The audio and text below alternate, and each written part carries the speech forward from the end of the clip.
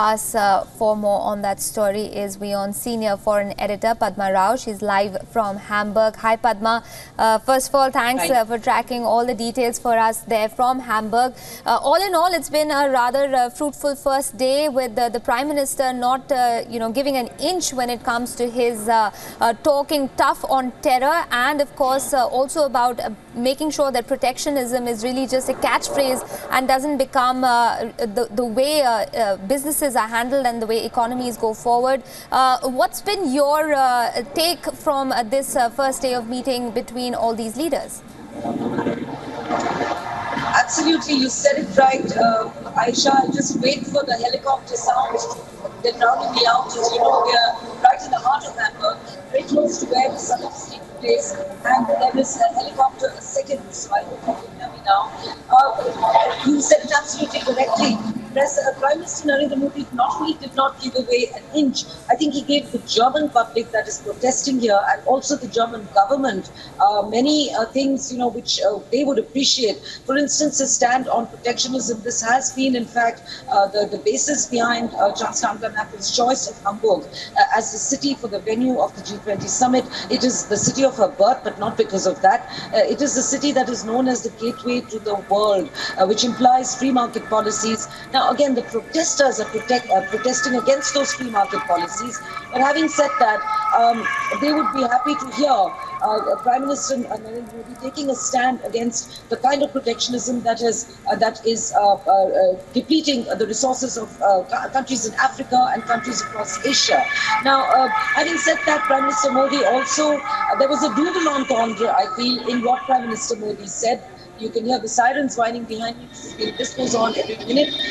Prime Minister Modi's double entendre was, by protectionism and the way he described it, he could have perfectly been describing China's own Belt and Road Initiative, which pretty much follows a debt trap diplomacy and has managed to pull in several countries like Sri Lanka into a huge debt crisis. And the trade-off for China has always been strategic advantage, geostrategic advantage. Now, that's not a very fair game to be playing, and certainly protectionism, it's all about protecting Chinese goods, Chinese manufactured products, and this Belt and Road Initiative stretches all the way to Europe. Now, let's not forget, Aisha, we're in the heart of the same Europe, whose many countries backed out of the One Belt, One Road summit that was held in China recently. So whatever President Xi Jinping says about protectionism is likely to fall on perhaps slightly deaf ears in Europe, but certainly what Prime Minister Modi says will find a resonance there. Also, his views on environment and his views on terrorism. Of course, terrorism is the focus. There is a dragnet here that I have never seen in 40 years or 45 years of my living in this country and knowing this country. There is a massive dragnet of police from all over the nation of Germany, not just Hamburg.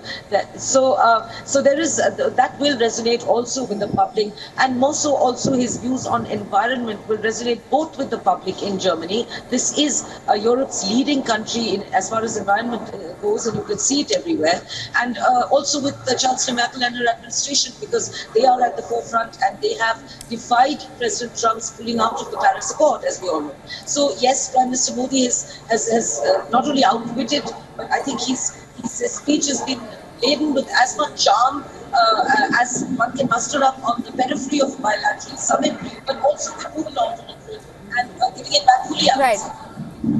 Padma, also, like you mentioned, one can't help but hear those sirens, and it sort of brings back the reality of what's going on there on the streets of Hamburg. You mentioned that it's a city that's been called the gateway to the world. It's also been a city that's been home to you for many, many years. Tell us how you've sort of reacted to the scenes around you of all these protesters gathering there. What exactly is their main gripe against the summit?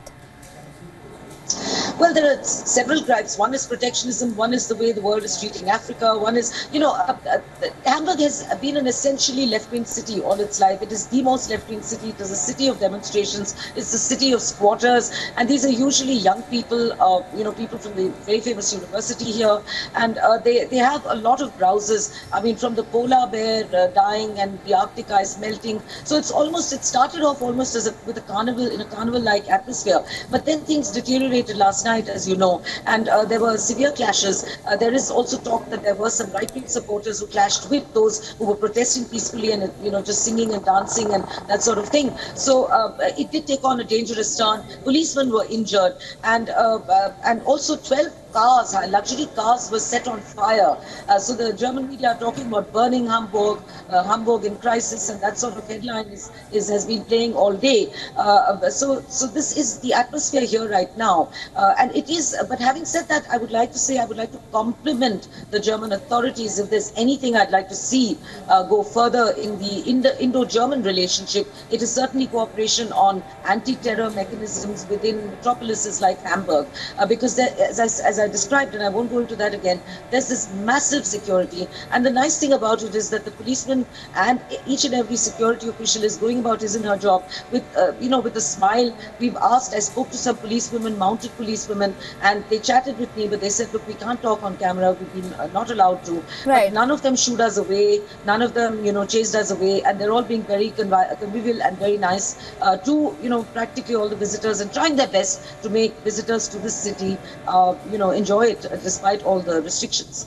All right, Padma, thanks very much for joining us with those details. Do enjoy the summit. You're going to be on the sidelines, of course, getting us all the details, but don't forget to take in some of that beautiful sun that we can see shining on your face right now. We'll be back to you as and when there are more developments.